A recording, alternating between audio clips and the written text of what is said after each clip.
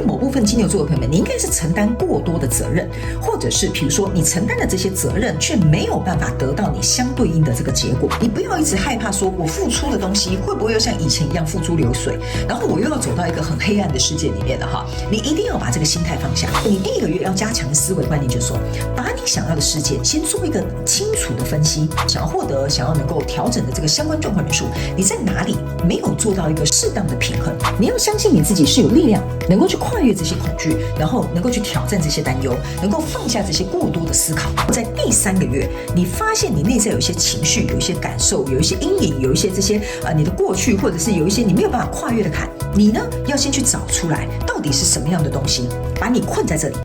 Hello， 金牛座的朋友们，大家好，我是 Jane。今天这个影片是要给金牛座的朋友们的正能量运势牌卡解读。那正能量运势牌卡解读呢，它没有任何时间上面的限制哦，所以呢，如果你不是在我们首播的时候看到这个影片呢，我会建议你可以前后推敲3个月，或者是以你当下看到的季节为主，好吗 ？OK， 那接下来呢，我们就要来跟大家说明有关于正能量运势牌卡解读的整体架构跟流程哦。首先呢，我们的正能量运势牌卡解读会分为上下半场。那上半场的部分呢，是我们正能量运势牌卡解读每个月份的能量场的这些现状还有概述。那接着我们就会一起来看，在每个月你有哪些实际要能够去学习的课题。紧接着我们就会进入到下半场的延伸牌卡解读。那下半场的延伸牌卡解读呢，我会透过宇宙的验证牌卡来验证我所要传递给你的这些能量讯息，以及一些每个月份的这些症结点，还有细节，还有额外的补充资讯。还有呢，在每个月你有哪些呢需要加强的思维观念，以及要提升的一些人格特质的部分。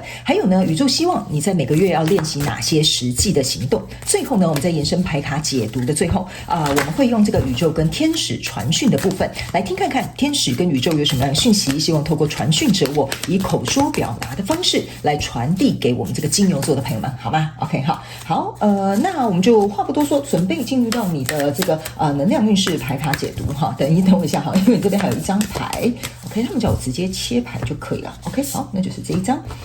好，来吧，我们一起来看一下哈。首先呢，我先跟大家说明一下，有关于在我桌上的这个牌组呢，总共有1组、2组、3组。那等一下呢，我会讲第1个月、第2个月跟第3个月。那并不代表是今年的1月到3月，是代表在这个季度的过程当中的首月、第2个月跟最后1个月，好吗 ？OK， 那这张牌卡呢，是你整个季度呢最主要的一个能量场的主轴。那这张黄色的牌卡是你的王牌底牌，也就是说，在整个季度的过程当中，如果你需要有一些建议，或者是遇到一些挑战的话，你可以来听看看你的王牌底牌有什么样的讯息要提供给你作为一个参考，好吧 ？OK， 好，那我们话不多说，就请这个金牛座的朋友们给我一点时间，让我进入到我们的能量场去感受一些你的细节，好吧 ？OK， 好，请稍后哦。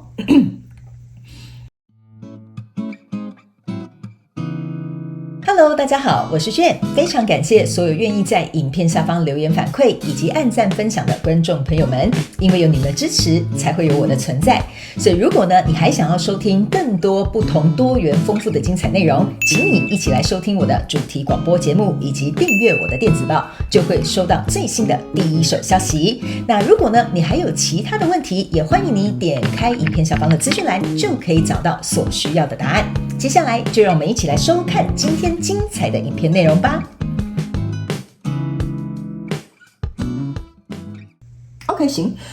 我觉得呢，为什么刚我花比较多时间哈？因为我在感受你的情绪上面的这个状态。我觉得大部分的金牛座的朋友们应该在这一个季度的过程当中呢，哈，你呢可能会遇到一个你蛮不错想要的目标哈，但是你可能很害怕在受伤，或者是会有一些预设立场在里面，甚至有可能过去，比如说假设你有创伤或有阴影等等之类的哈，会去影响到你判断这个你很想要的目标哈。比如说假设你很想要找到一份好的工作，但你很害怕遇到像以前同事霸凌你啦，然后主管比如说欺压你啦等等之类的，所以你会有点误判这个即将要来的这个好机会或好消息或好人选或者是好工作 OK。 所以呢，我觉得你在这2到3个月呢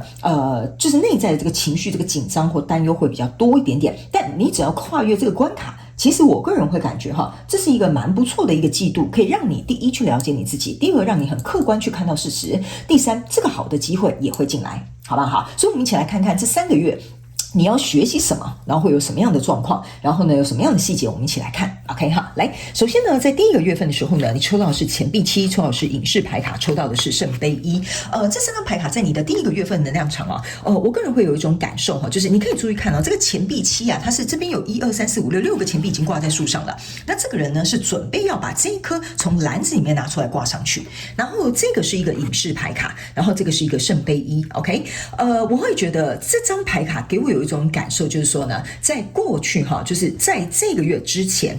你一直觉得说呢，可能有一个跟你交手的相关状况人数呢，你一直很希望，比如说公平的被对待，或者是比如说能够互相有一个往来，或者是我们大家能够是可以沟通有来有往的这个状态。OK， 然后呢，在这样的状态之下，我觉得你是调整好这样子的心态，所以在更过去之前，可能有不适合你的人，比如说离开了，或不适合你的工作，你就辞职了，或者是比如说你觉得这个人跟我不对盘，那我们就别当朋友吧。OK， 所以我觉得在过去你应该是已经学到了这个课题，就是我们大家要互相有来有往。OK， 那这个钱币7呢，有一点象征是说我想要把这件事情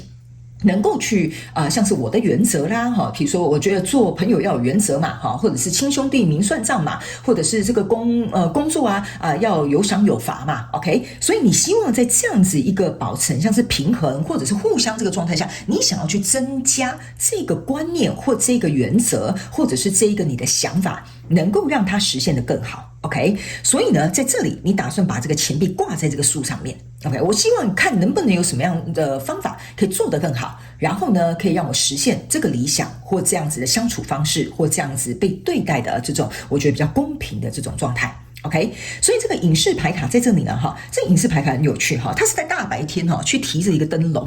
所以你应该觉得很有趣在大白天你提这个灯笼干嘛？是不是好像有点多此一举？所以我觉得可能是因为你很想要实现这个东西，就是我以后呢跟我的另外一半我们一定要就是大家分工合作。不可以什么家事都丢给我做，或者是比如说呢，我以后跟我的那个同事我们如果要分工的话，一定要很准的50-50大家都不要推脱所以呢，我觉得这个隐士牌卡给我有一种感觉，就是你为了要实现这个东西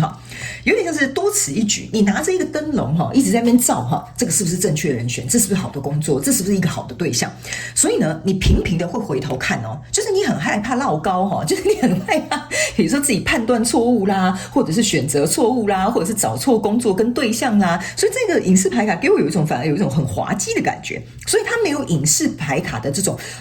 不是说你没有智慧因为隐士牌卡通常象征是一个智慧，你呢反而是有一点像说好，我要装成我是智者你现在这个阶段有点像是我要觉得我很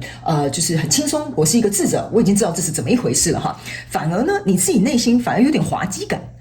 提着灯笼大白天的不知道在找什么。 OK 所以这个跟我们平常在讲说什么打着灯笼也找不到就反而有点反过来了。你是大白天打着灯笼是要干嘛？浪费你的蜡烛或浪费你的精力。 OK， 所以我觉得你可能琢磨了太多细节，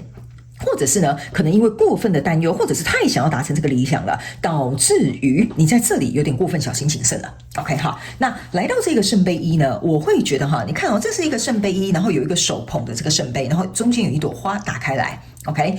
可是呢，这个花长出来旁边这个小小的枝叶是眼睛，但是落泪的。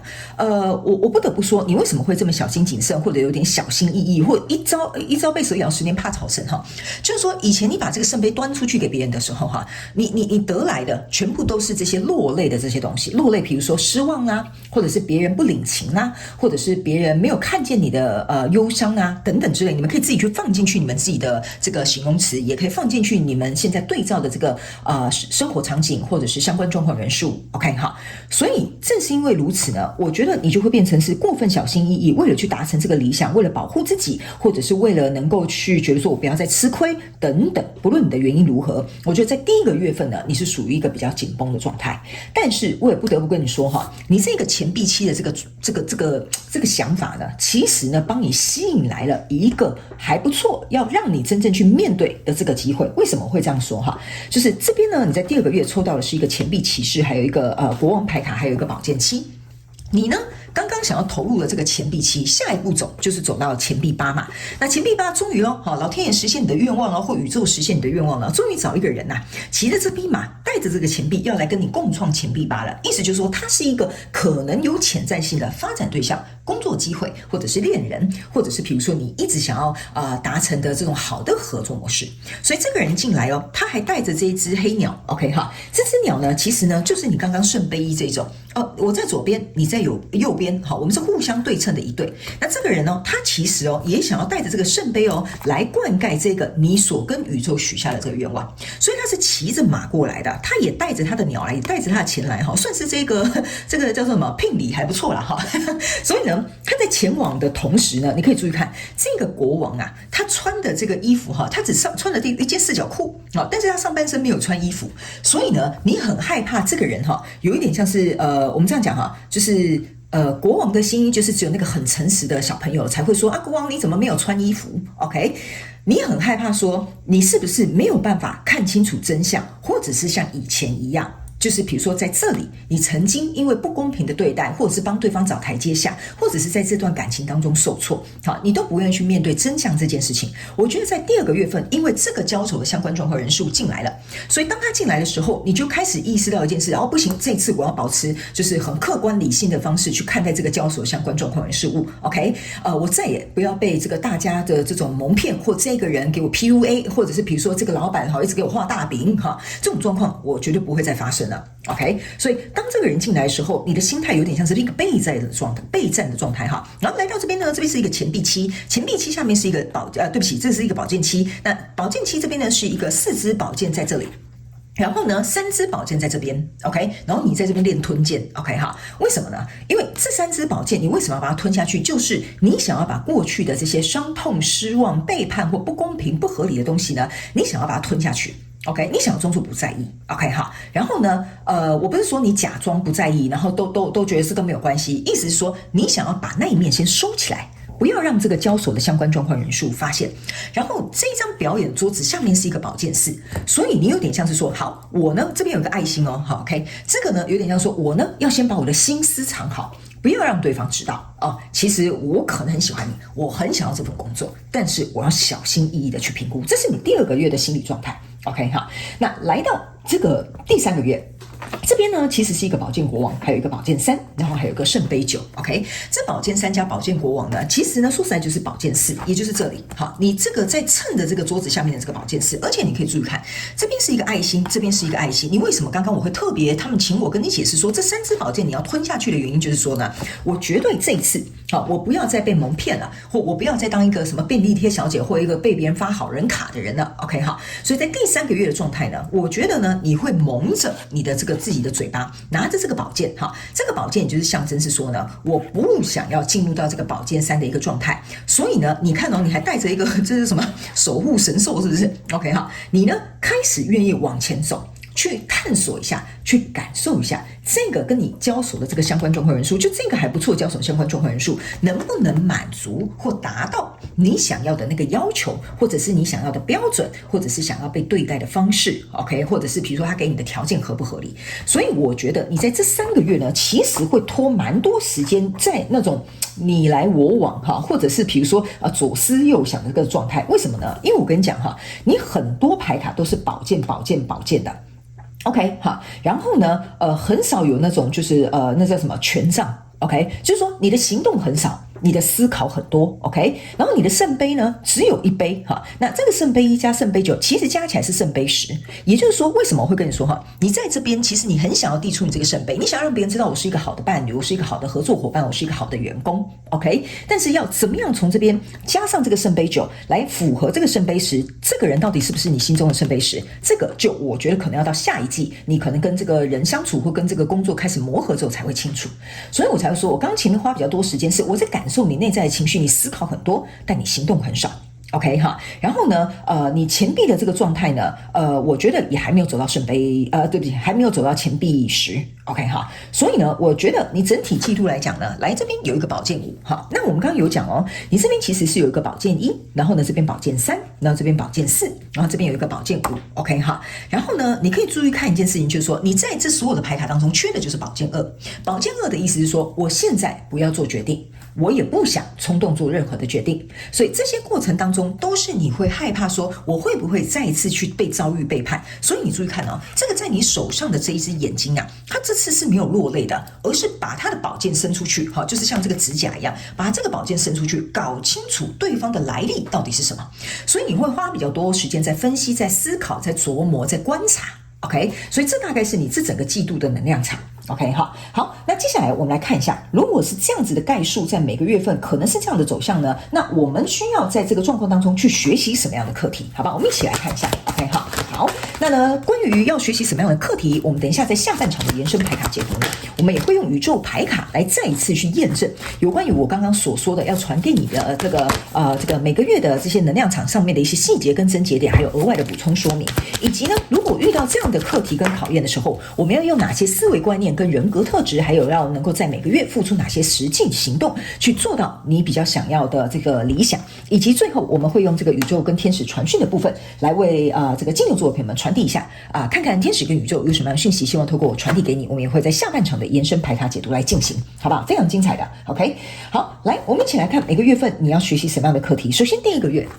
这张牌卡叫做后悔 ，OK 哈，这张牌卡呢叫做我没有办法去改变过去，这就是为什么一开始我在拿你的牌卡的时候哈，我是不是有跟你讲，在过去的状态，就是说在这个月过去的状态，我为什么会那样说呢？就是说在过去你可能错付他人呐、或者是把你的真心给了一个不珍惜的人，或者是把你最好的表现拿出来，可是你老板却不给你任何的赏识哈，这个就是在过去的能量场当中，我刚才有跟你说了，你一定是觉得哎呀，早知道就不要这样的啊，我真是悔不当初哈。那这个后悔的这个能量场，其实我个人会感觉它是的确会在你的第一个月稍微还有一点点延续，不然呢，你这个隐士牌不会大白天的点着一个灯笼在这边，然后一直往后看。你知道为什么他要往后看吗？就是他在看过去。所以我才会跟你说啊，我刚刚讲为什么他一直往后看，然后很害怕这边没有检查仔细啊，是不是怎么样等等之类的哈，你就是这样子的一个状态。所以第一个月你要学习的一个课题就是说，你没有办法改变过去。OK， 你也不要认为我好后悔我当初如果假设不要对他这么好就好了，我当初我真是看走了眼哈，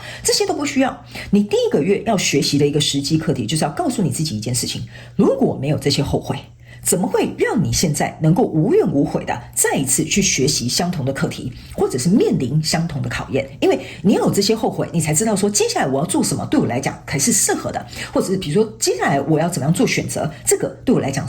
对我来讲才是比较好的。OK， 所以这些后悔并不是代表你过去做错了什么事情，或者是你判断错误，而是借由这个错误，你才知道接下来你要避免哪些状况发生，或者是避免再做错哪些选择。所以你必须要把你的这个后悔、自责跟愧疚放下，这个也是你这个月要学习的课题，好不好 ？OK 哈，所以这个东西呢，我觉得对，不好意思，他们叫我再补充一个哈，你在这个月还有一个要学习的课题，就是放下控制。OK 哈，因为这个后悔的这个能量场出来的时候，给我有一种感觉，就是说，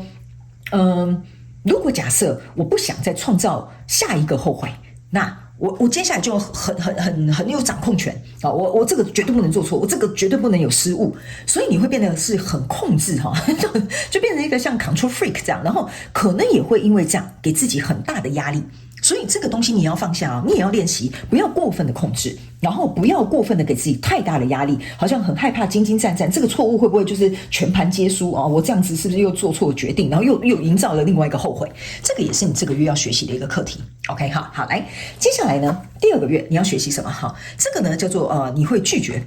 这张牌卡呢，其实非常有趣的一件事哈。他们要我告诉你一件事情，就是说，在这个状况当中，你有没有发现你的牌卡全部几乎都是黄色的牌卡？OK 哈，然后呢，你这张牌卡他们叫我跟你对应一下哈，就是说我可以意识到我的恐惧，然后第三个月你的恐惧就是在这里 ，OK 哈，所以呢，第二个月你在练习的就是说呢，我希望能够以我自己的这个觉知去取代我的恐惧 ，OK 哈，所以呢，这张牌卡我会觉得在第二个月为什么我会跟你说这个跟你交所相关状况人数，你跟老天许愿的不错的这个契机哈，它要进来了。那他进来的时候呢，我觉得某部分的金牛座的朋友会觉得说，怎么可能啊？这么刚好，又有一个我的天才，又有一个我很想要的工作，或者是又有一个我很想要的合作经验。好，那这个时候进来的时候，你就会开始紧张，说啊，我过去已经后悔做这些决定，早知道就不要投资，我过去已经输了一屁股，就是我投资的这个债务 ，OK 哈。那我现在这个又来了，我不要了哈。我觉得这边哈给我有一种感觉，就是机会来了。第一，你可能很害怕；第二，你可能不知道怎么 handle。第三件事情，我觉得你内在这些情绪或担忧，有一些东西如果没有在第一个月准备好哈，这个跟你交手的相关状况人数进来的时候你是看不到的，或者是你可能会错过金牛座的朋友们 ，OK？ 所以我觉得这个第一个月要对你来讲，我觉得你的内在的情绪或者是对于你自己的了解，要稍微多下一点功夫。那来到第二个月的时候呢，我觉得你要去看见你的担忧是什么。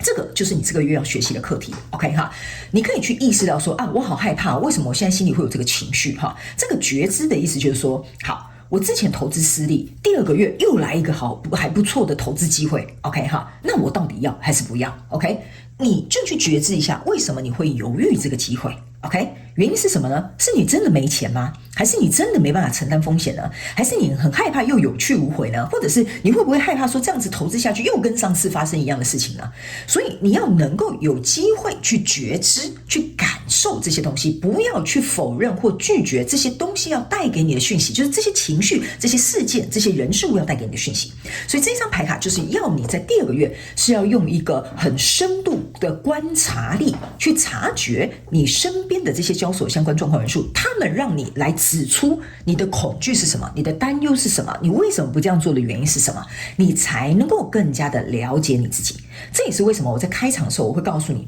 你呢这个月应该不是这个月，这个季度应该会花很多时间，透过这些相关状况人数去了解到你自己。OK 哈，然后呢，第三个月我们来看一下哦，你的这个是恐惧哈，这个呢叫做我了解。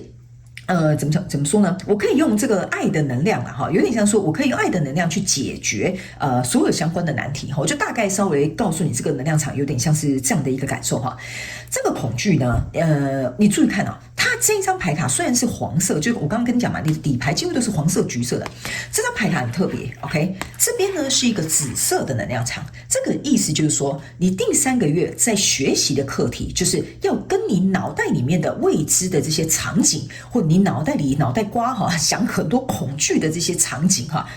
去跟它做一个抗衡 ，OK 哈，意思就是说你会胡思乱想很多，然后想到你自己变得很紧张，然后想到你自己有点惊惊战战这样子 ，OK 哈，所以呢，你要去想一件事情哦，如果一个人他是在一个备战的状态，或者是他是在一个 survive， 就是我要存活下来的状态哈，他是没有办法去感受到爱跟快乐或轻松或愉悦的这种感觉，他甚至会没有动力，他会宁可守。他也不要攻 ，OK 哈，要不然就是一攻哈就爆冲，所以这就是为什么在第3个月的时候，你是一个宝剑国王，你带着一个这个守护神兽，还带着一支宝剑走向前方，而且哦，你看到你只字不提，你把你自己的嘴巴蒙起来，因为你生怕，比如说我说会不会说错话，我讲出会不会就是讲出这个真相，结果呢，他们就比如说真的就像我所说的那样 ，OK， 在第3个月，我觉得你要学习的课题就是第一个。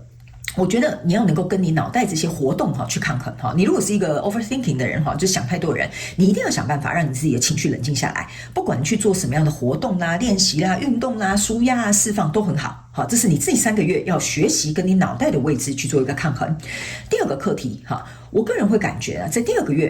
第3个月对不起，第3个月的第2个课题就是说，我觉得你会趋向于保守，就是说你的行动啦。或你说的话啦，会趋向于保守，我觉得这没有不好 ，OK， 这对你来讲没有不好，但是你要能够，即使在这个保守或行动速度比较慢的时候，依然保持前进 ，OK， 好吗？这个是你要决定，就是说我依然感觉到害怕，但是我还是会前进，我可以前进小一点嘛，我不用前进很大一步，这个是你在第3个月你要学习的实际课题。那整个季度的过程当中呢，你抽到这张牌卡呢，这张牌卡叫做感激。OK 哈，所以呢，你非常的感激生命当中所有的机会，能够呈现到你的来到你的生活当中哈。这张牌卡为什么要请你去感激或感恩呢？原因是因为你要去思考一件事情啊。假设在过去你真的失败了，但是老天爷现在又带给你另外一个机会，意思就是说你是值得拥有这样子的相关状况人数来到你的生命当中的。只是当初那个时候的你，我们能力都有限，可能我只知道这样解决问题，可能我只知道这样子说话，可能我只知道用这个方式去爱人，所以我们可能错失了一个来陪我们练习这个课题的相关状况人数。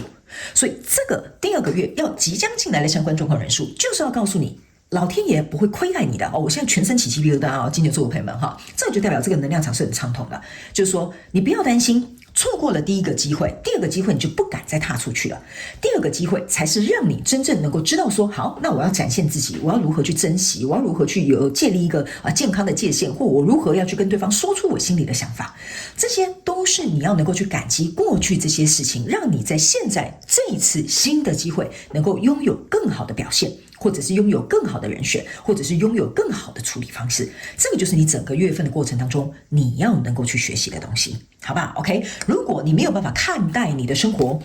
是一个充满这个我们这样讲哈，机会或机运的人哈，我常常跟我的学员讲哈，很多人来上我的课程，我常常会跟他们讲，就是说机会绝对不是留给准备好的人 OK 哈，因为准备好的人大概已经抢走你的机会了哈但是机会是留给看得见的人，因为一个准备好的人他看不见，他准备再好都没有用，因为他不会出发 OK， 那些准备好又看得到机会的人，他们早就已经走在你的前头了。那如果假设你连看见这个机会的能力都没有 OK， 那你要去想你就将近失去大概人生1半以上的几率了OK， 所以有些时候我们要能够懂得去看见，那看见很简单，一个人要先能够看见他身边有什么样的好事、好人、好物，他才能够看到人生接下来的路途，或者是接下来的希望，或接下来的各个轨道。OK 哈，所以这边呢，我会跟金牛座的朋友们，就是你要练习去做这个就是感激。那有一部分金牛座的朋友们，你可能会在最近开始写一些感恩日记。OK， 或者是你最近可能会特别去感激你身边的一些小事物，这对你来讲都很好。OK， 那我们接下来看你的王牌，王牌就是在整个季度的过程当中呢，如果你遇到什么样的状况，我们来看你的王牌给你什么建议，好吧 ？OK 哈，好来。能和讨厌鬼相处的人都比这个诺贝尔的和平得奖者还要伟大哈！你看把自己的想法放下，用假笑面对一切。你活在地球，地球就是有那么多的双面人、笑面虎、拖油瓶。好了，收起自己的脾气，想想那些讨厌鬼，每个人头上都写着5000万，他有5000万，你就对他假笑吧。OK 哈，这张牌卡就是永远把讨厌鬼当客户对待，你就可以说出鬼话了。OK 哈，来这张牌呢，我先跟大家讲我不一定会按照牌意来跟你解释哈。如果你是新来的朋友，你对我不了解，我先跟你解释一下，会按照这个牌卡能量场跟你说 OK 哈。这张牌卡其实里面有几句话是在告诉你的，就是说你在这个地球上就是有很多人，就是像他讲的双面人啊、笑面虎啊、拖油瓶，这就是过去你遇到的那群人 OK 哈。但是你现在已经懂得怎么去跟他们相处，怎么样去识破他们，怎么样去看穿他们了。所以现在你的地位其实是比他们还要高的，所以你才会站在这个板凳上。OK 好，所以你的觉知、你的看法、你的地位已经比他们高了，所以这个时候其实你要以一个更高的视角去看待这一季你所有面临的相关状况人数。OK， 为什么呢？你就把它想象成这张牌还要我跟你解释就是说你想象成你以前的等级在这边你遇到对手在这里所以你有点像是在打史莱姆就是你在打第一关你现在已经打第一关打过，你要去第2关了 OK， 所以这些鬼牛鬼蛇神再来如果假设这个人他想要并归并拐就是这个第2个月份进来这个人你光看你就看穿他了，所以你真的没什么好怕了。你懂我意思吗？就算你要跟他互相讲鬼话，就算你想要敷衍他，你也能够做得到。所以你不要紧张，因为你已经有经验了，然后你已经能够以一个比较高的视角去看待这件事情了。所以当你在这个季度的过程当中，如果你能够懂得跟自己的情绪梳理相处，或者是在借由这个跟你交手相关状况人事物呢，去看到更多要指引你的课题。OK 哈，其实说实在的，你不会有太多的脾气，就像他讲的，收起你自己的脾气，你不会再有脾气了，因为你知道这些人根本就不值得你生气，根本就不值得你伤心跟难过，所以在这个月你会跳脱这样子的状况，你会往上升一格OK， 所以金牛座的朋友们，我们要告诉你，这个季度过程当中，你要把你的格局拉大，这就是你王牌要告诉你的。还有不要担心，你已经比他们等级更强了，你可以打更强的怪了。这些人呢，对你来讲就是一盘小蛋糕而已 OK 哈，所以你根本就不要去理他。OK 哈，你呢就是在他这边有写嘛，用假笑面对一切，意思就是说，这些人如果要再糊弄你也没有办法糊弄你 OK， 好，所以你放轻松一点点，不要在这个非常紧绷的状况下去度过这一个季度。我知道你们有些人还在处理跟消化这些东西，没有关系，可以慢慢来，但你要懂得放松，放轻松一点点，去看一下。去知道，相信你自己有能力去 handle 这样子的相关状况人数，好吗 ？OK， 好，那接下来我们要进入到下半场的延伸牌卡解读了。那下半场的延伸牌卡解读呢，我会用宇宙的验证牌卡来验证每个月份的一些细节跟这个症结点 ，OK 哈。然后呢，还有额外的补充讯息呢，会提供给我们金牛座的朋友们做一个参考。然后接着我们会来看，在每个月份你要加强哪些思维观念，以及提升调整哪些人格特质，还有宇宙希望你在每个月份遇到这样的状况的时候呢，你可以练习哪些实际的行动，以及最后我们会用天使跟宇宙传讯的部分，听看看天使跟宇宙有什么样讯息，希望透过传讯者我以口说表达的方式来传递给你。我们都会在下半场的延伸牌卡解读来进行揭露。OK 哈，所以呢，如果你也想要加入我们的下半场延伸牌卡解读，欢迎你来到我们这个影片下方的这个资讯栏，我们下方资讯栏就有这个连结，欢迎你的加入，好吧 ？OK 哈，好，那以上这些讯息提供给我们金牛座的朋友们做一个简单的参考。那某部分这边我再补充一个讯息哈，某部分的这个金牛座的朋友们，如果你觉得你想去看狮子座的讯息，你可以去看，我没有要求你们每个人去，因为这边有一点微微的狮子座的讯息在这里，有可能是你的对手是狮子座，或你本身是狮子座，然后你的对手是金牛座，你们可能在互看 ，OK， 或者是你刚好有星盘是落在狮子座，那边或许有你可以提供给你做一个参考的讯息哈，这边就是补充说明一下。好了，那以上希望金牛座的朋友们在这一季可以一切很顺利，非常感谢你来收看我的影片，也希望你会喜欢。那我们就下半场延伸牌卡解读见喽，拜拜。